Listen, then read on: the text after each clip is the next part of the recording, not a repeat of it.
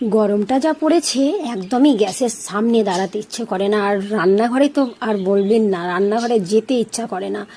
তো কি করব, কাজ তো করতেই হবে। আর যখন আমরা রান্না করি তখন কিন্তু সেটা ভেবেও মানে তালকুল পাই না যে রান্নাতে কি করব। আর আজকে গরম বলেই চলুন তাহলে করে নিই একটা হালকা পাতলা ঝোল রেসিপি। তো ঝোল রেসিপি মানে কি করব সেটা তো আপনাদেরকে মর্নিংয়ে বলেইছিলাম যে কি দিয়ে কি হবে। তো আমি মানে ডালটাকে বেটে নিয়েছিলাম, তার মধ্যে দিয়েছিলাম একটু আদা আর দু একটা কাঁচা লঙ্কা দিয়ে ভালো করে বেটে নিয়ে ফেটিয়ে নিলাম। ফেটিয়ে নিয়ে দিয়ে দিলাম কড়াইয়ের মধ্যে, ছোট ছোট করে বড়া করব। তো বড়া করে নিতে নিতেই চিন্তা ভাবনা হলো কি চলো তাহলে কি ঝিঙে দিয়েই হবে রেসিপিটা। আবার মনে মনে ভাবলাম যে ফ্রিজে তো অনেক দিন থেকেই পটল ভরা আছে, পরশু দিন আনা হয়েছিল, তো সেই পটলটাও দিয়ে দিই, নাহলেই নষ্ট হয়ে যাবে। আর ফ্রিজে 2 থেকে 3 দিনের বেশি সবজি রাখলে কিন্তু একদমই সবজি ভালো থাকে না। জানি না আমার ফ্রিজটা বোধহয় খারাপ হয়েছে না কি, কিছুই বুঝতে পারছি না। তো যাই হোক, আমি কিন্তু 2 দিনের বেশি মানে সবজি ফ্রিজের ইউজ করি না।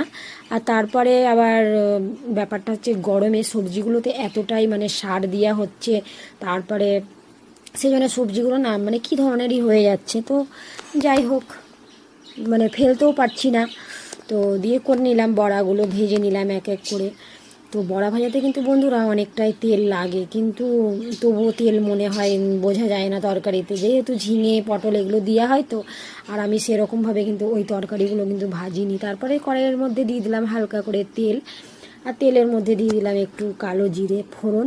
কালো জিরে ফোড়নের পরে দিয়ে দিলাম পটল, ঝিঙে আর আলুটা, দিয়ে ঢাকা চাপা দিয়ে ভেজে নিলাম।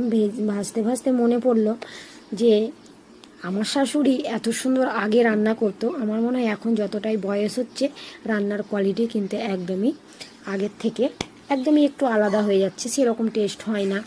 তো এখন নাকি আমার বর বলে সবসময়তে যে জুয়ের রান্নাটাও কিন্তু বেশ টেস্ট হয়। তো যাই হোক, আমার মনে হয় বয়সের সঙ্গে সঙ্গে সব কিছুই হয়তো ভালো মন্দ মানে এ ধরনেরই হয়, সেটা আমি কিন্তু বুঝতে পারছি। হয়তো আমার যখন আমার শাশুমায়ের মতো বয়স হয়ে যাবে তখন হয়তো আমারও রান্না এরকম একটু একটু মানে এদিক ওদিক হবে। তো তারপরে দিয়ে দিয়েছিলাম জিরে, আদা, শুকনো লঙ্কা, একটু সামান্য বাটা দিয়ে মশলাটাকে কষিয়ে নিয়ে তারপরে দিয়ে দিলাম জল। তো বন্ধুরা, আমার এই ছোট ছোট রেসিপি আপনাদেরকে কীরকম লাগে প্লিজ কমেন্টে বলবেন। তারপরেই যখন আমার আলুগুলো সিদ্ধ হয়ে গেল, সিদ্ধ হয়ে যাওয়ার পরে দিয়ে দিয়েছিলাম বড়াগুলো। যেহেতু বড়াগুলো একটু সিদ্ধ হতে হবে, তো কোনো কোনো দিন বড়াগুলো একটু সিদ্ধ কম হয় বলে মাম্মি বলে যে বড়াগুলো একটু আগে দিতে হবে।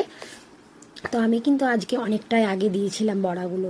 তো চলুন, বড়াগুলোও সিদ্ধ হয়ে গেছে। আর রাঁধুনিকে কিন্তু সেটা সবসময় মনে রাখতে হয় যেন তরকারিটা পারফেক্ট হয়, সবারই পাতায় যেন দিলে